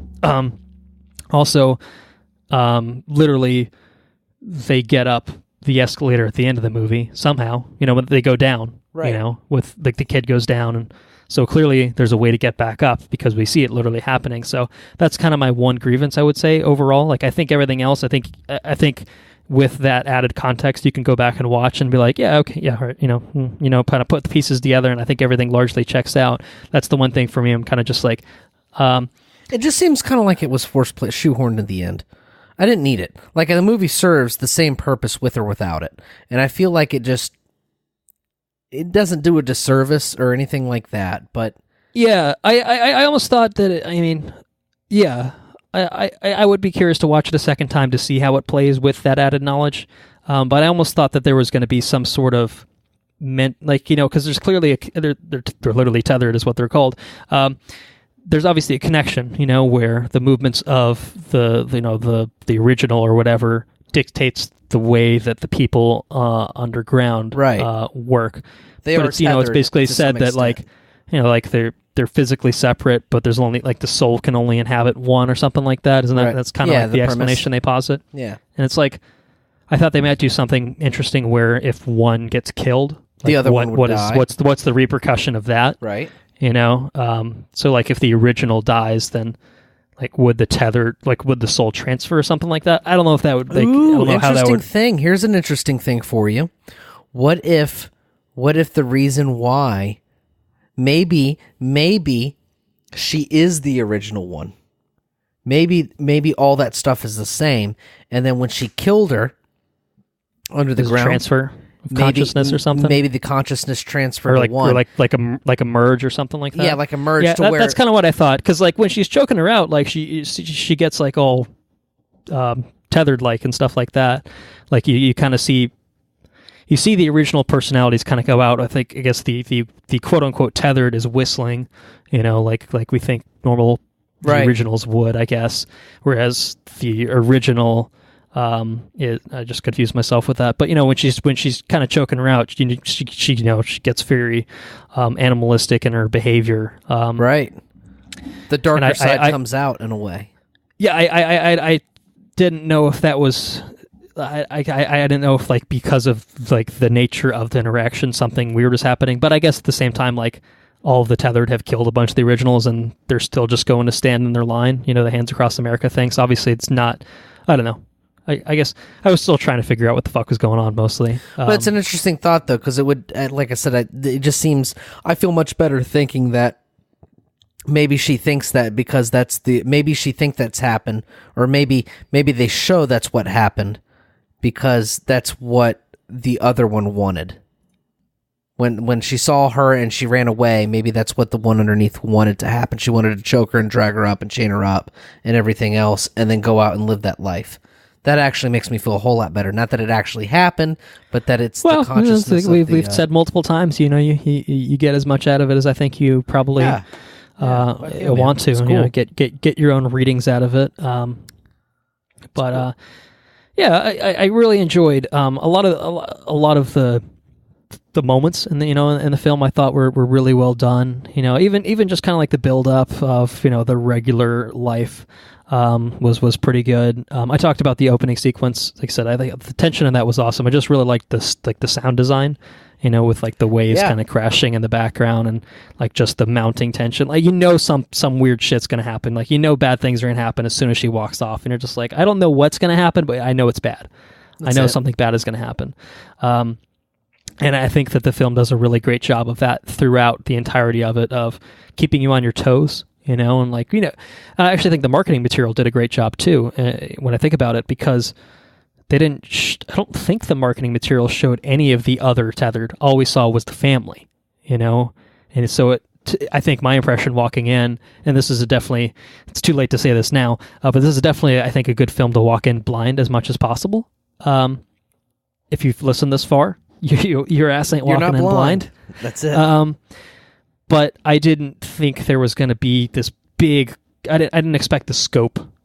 Even the end scene, with when you can have the large kind of wide shot of the Hands Across America with fucking helicopters and shit like that. I did not expect that level of scale from this movie. I thought it was going to be kind of a haunted house type thing. You know what I mean? And so when we got to their friend's house or whatever, the Tim Heidecker and Elizabeth Moss character, and then we see their doppelgangers, I was just like, oh fuck, okay. This is not an isolated thing.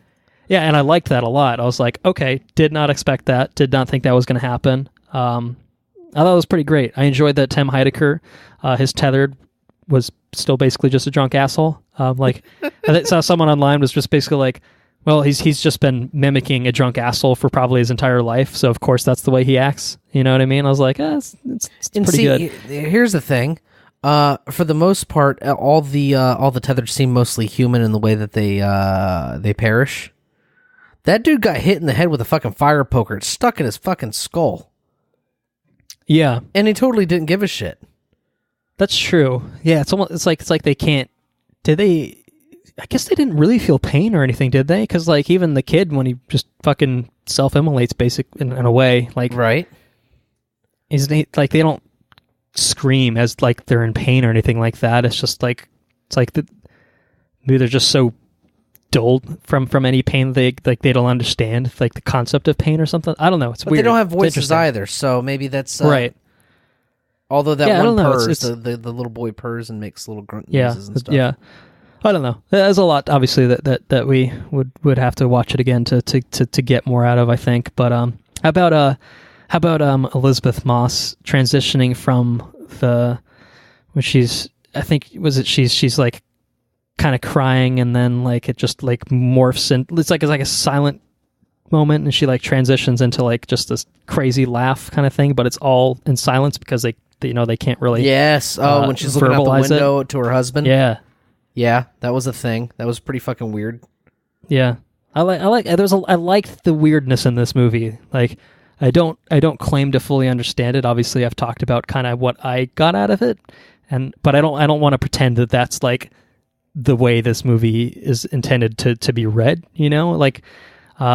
I enjoyed the moment-to-moment sequences. I thought, again, the tension of it was all great, and like as a whole package, I really liked all of it. But just the general vibe of it, like I've seen people talking about like, well, I guess we already know what the biggest Halloween costume of 2019 is going to be, and I'm like, yeah. I mean, you're probably right. Actually, I had that thought kind of go through my head actually as I was watching the movies. Like, this would be pretty badass Halloween costumes.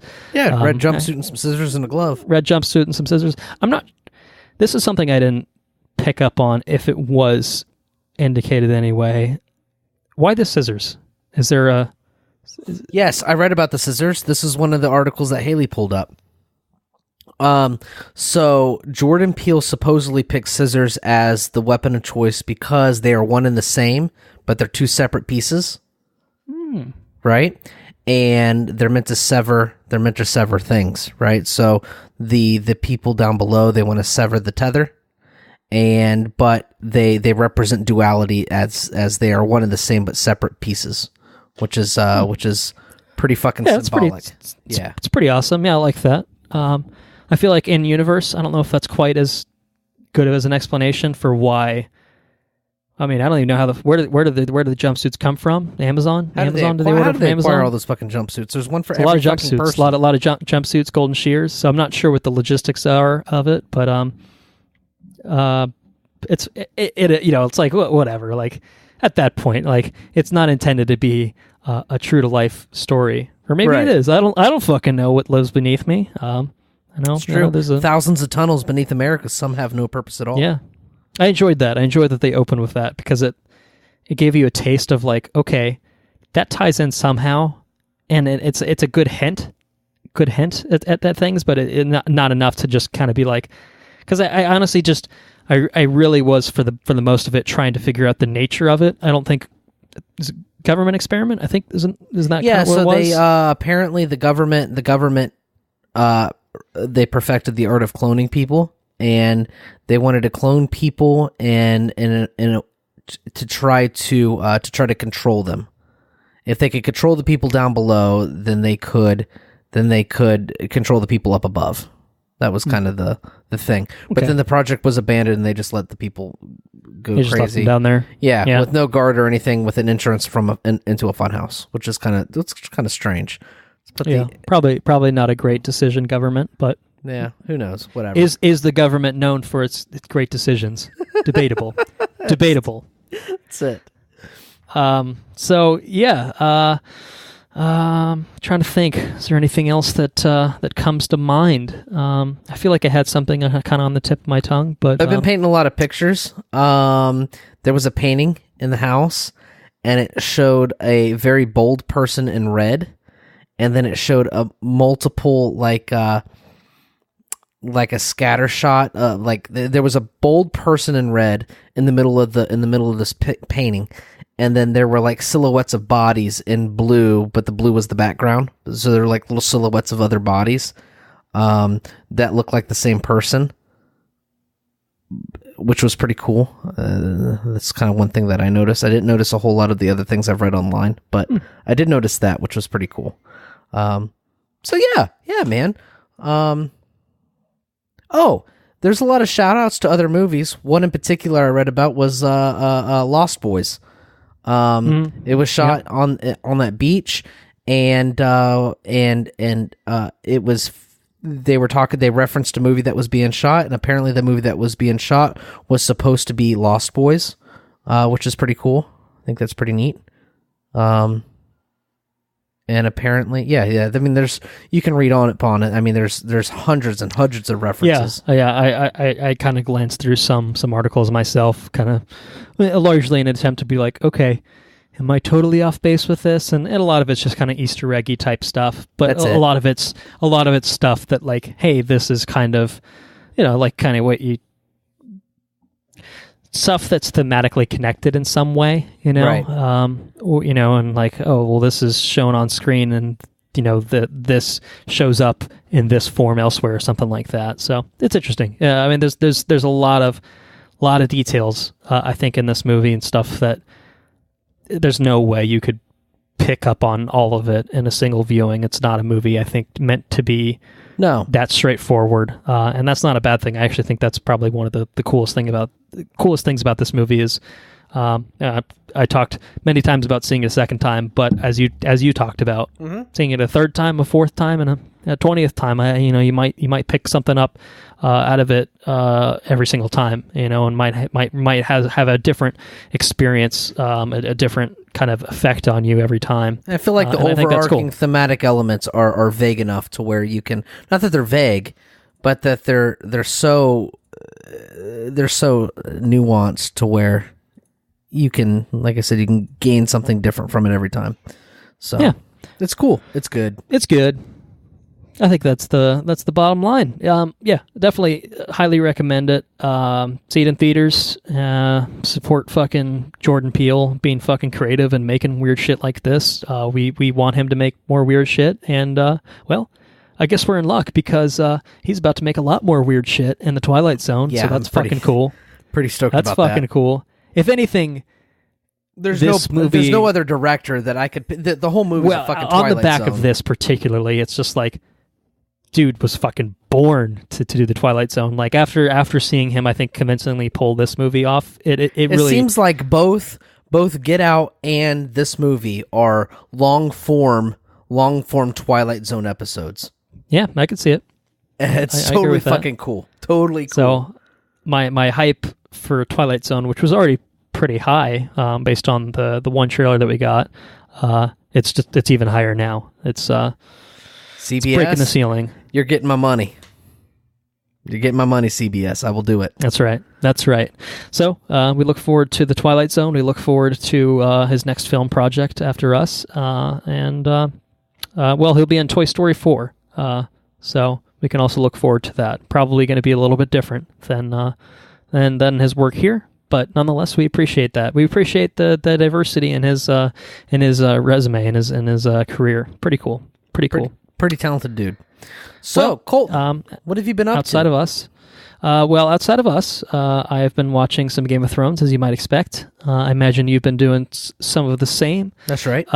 So, of course, just a quick plug to check out our Game of Thrones episodes 1 and 2 up on the regular feed again. Episode 3, or Season 3, bonus episode 3 on Game of Thrones, Season 3 episode is up on the Patreon now. So stick around for the end. I'll give you the good word on how to do that. But working my way through Season 4, so look forward to coverage of that soon. When I'm not watching Game of Thrones, I've been watching Arrested Development. So all of Season 5 is now on Netflix. I finished up the Season 4 remix, Fateful Consequences, and I am now 5 episodes into Season 5 of 16. And it's not as sharp as it once was. Seasons 1 through 3 were definitely kind of the pinnacle of the show.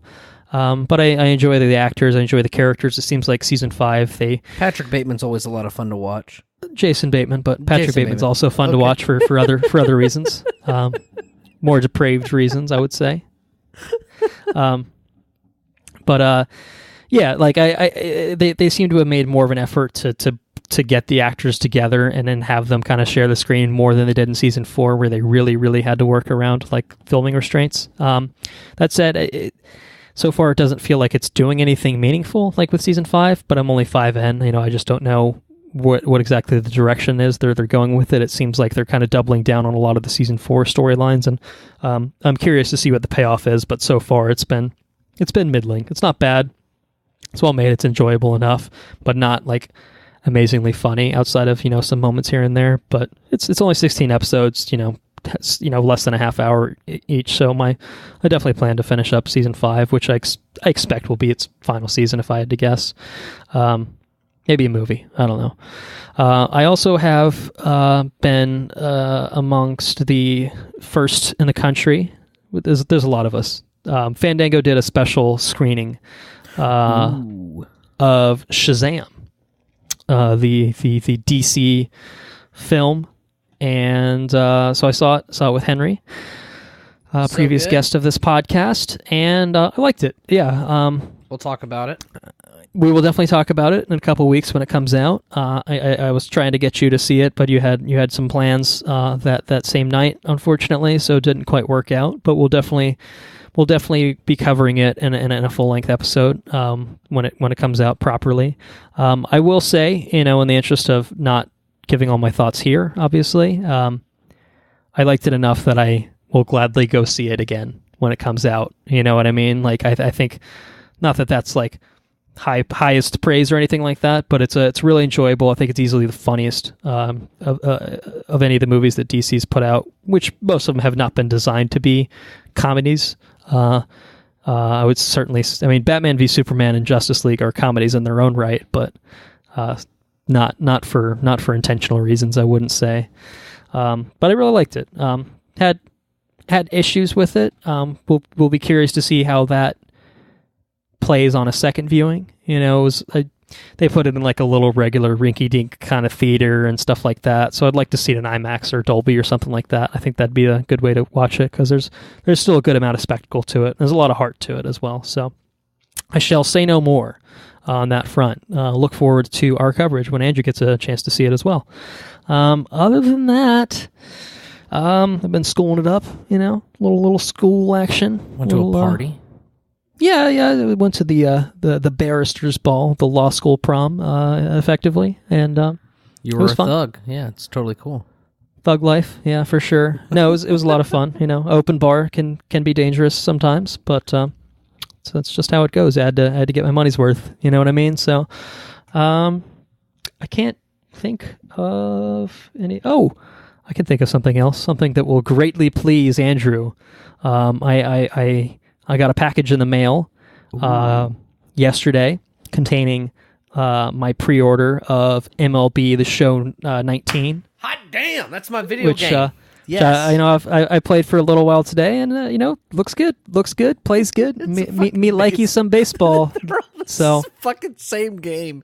They're all the same. Could it be any largely different? true? Oh, okay. I thought you were gonna say, well, no, this one has this. No, but I didn't buy it last year. I think if you do like an every other year policy, you're kind of okay. Roster update 19. I think that's largely true. Yeah, totally worth it. Fuck, yeah. They had like, oh, it's got this brand new feature, and it's like, can you play as like a baseball player? Like, I know a lot of the sport games are going towards that like yes, player campaign kind of deal. They've had that in it for a while, and it's not as like story, like the EA with like FIFA and shit. Like they're like, it's like fucking like legit like single player story campaign. It's not like that. It's just like you kind of like there is like a minor element to it, where you get drafted and you just kind of play your game, but like you only play as that character, so like you only bat when your guy is up at bat. You customize them and stuff like that. So it's not as quite as full fledged as that, but it's still usually pretty entertaining. I'm sure. I get into the baseball games pretty good. I know you don't, so I understand. But I actually wasn't. I didn't have on my list. I wasn't going to bring it up, but I saw your face and I was just like, this man needs to know. He needs to know about my baseball. Speaking of which, opening day tomorrow. So go Braves on that front. Playing the Phillies. I live in Philadelphia, so that's awkward. But go Phillies, yeah. No, totally go Phillies. You gotta no, say go fuck Phillies the Phillies. Now. Fuck the Phillies. Yeah, and the Nationals. I had a teddy bear growing up. He was my first teddy bear. He went with me in my eye surgeries, and he was a Phillies bear, and he was a Phillies baseball player. He was in a little baseball uniform, little bear named Phillies. Yeah, well, he wore eye patches with me when I was a little boy. Little fun fact, little hot take for our listeners. Hot fact, fun take. That's it. But yes, that is absolutely all that I have to say on my front. So, what have you been up to? So, I'll tell you what I've been up to. I watched a movie called "This Is the End." Is that the James Franco one? That's the James Franco movie. Yeah, and it was actually pretty fucking hysterical. I don't know how it flew under my radar, but it did, and I watched it before I went to see Craig Robinson live at the Improv in Ybor. Okay, I assume he was also in This Is the End. I saw it when it came out, but that was a while ago. So yeah, and I haven't been to a stand up in a long time. We had really good seats, and I touched Craig Robinson's hand, and I made him break character there for a little bit. I was 3 Long Islands. I was 3 Long Islands in, and he started playing piano. I would say Craig Robinson is less of a stand-up comedian and more so just an entertainer, because the dude's really fucking talented. He's really good. And he's playing piano and stuff, and he was fucking stoned out of his mind. There's no doubt about it. He was very squinty-eyed. But he's up there playing his tunes, and he plays, I forgot what he was playing, but he played something, and I just put out a woo, and he just stopped playing and started laughing, and it made me feel pretty good. I made Craig Robinson laugh. And then on his way out, we kind of fist bumped. So I touched a celebrity's hand with a fist bump. That was pretty cool. There was another funny guy. I can't remember his name for the life of me, but apparently he's been on a couple of shows. I think he has an HBO special coming out, and that guy was hysterical. God, I should probably know his name before I talk about him. It was Saturday night improv, Ebor, HBO. Nah, it just talks about Craig Robinson shit. Anyways, I don't know his name, but he was really fucking funny. I went and saw that guy, watched the end. It was really good. I've been watching a lot of Game of Thrones and American Gods when I get a chance. American Gods is pretty great. Mm-hmm. I did watch The Favorite. Have I talked about that since our last time we talked? I want to say yes, but... well, I've seen it. Kind of a whirlwind of editing, so yeah, you're welcome. I can tell you I've seen it. You can talk about it again. I'm not gonna hate on it. It was good. I also bought that Picasso movie starring the guy from Atlantis. Oh yeah. I haven't watched it yet. Something of an artist myself, you know. Yeah. So I look forward to watching that. I've also been painting pictures. I've been painting a lot.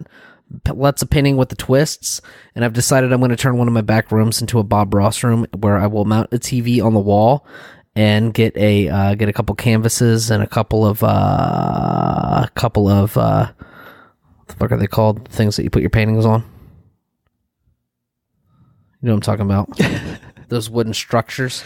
And I get a couple wooden structures to put my canvases on. I haven't even been drinking for this episode, so if I'm like, I have no excuse for not being able to tell you. You know what I'm talking about, though? I know what you're talking about, and I'm embarrassed that I don't know what it's called, but we've been going at it a while, so I don't think it's called that, but I mean it is descriptive and also accurate, so.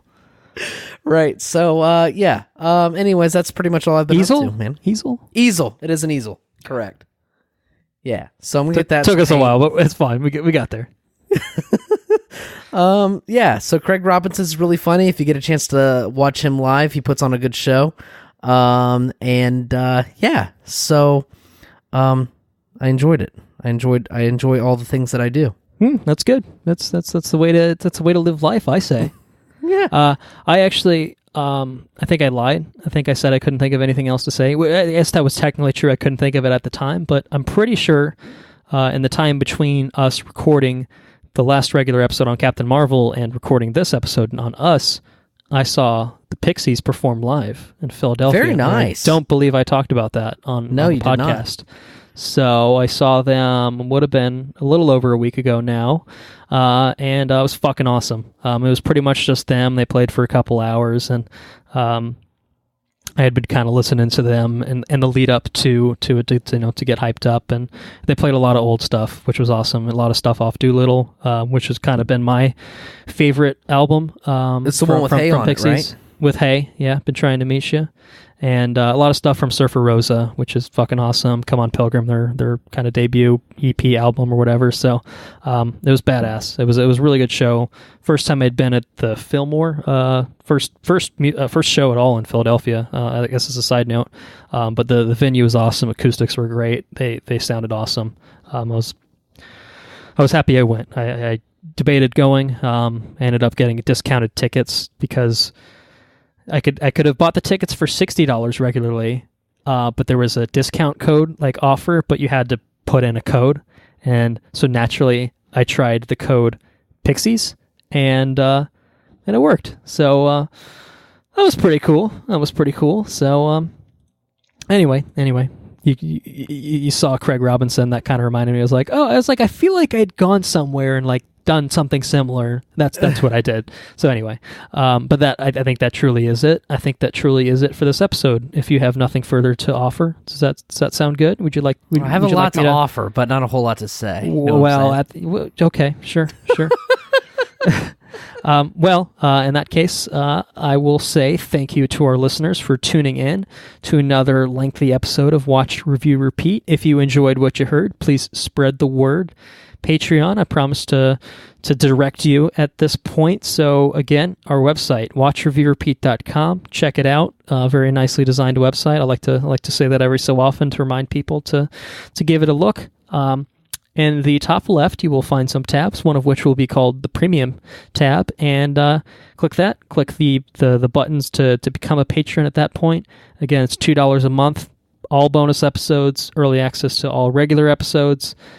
It helps us keep the lights on, for the podcast in a way. So it's cool. It's helped us. We bought a mic, like a second mic and stuff like that. So it's cool. It helps us with equipment costs and hosting costs and stuff like that. So it's definitely very cool.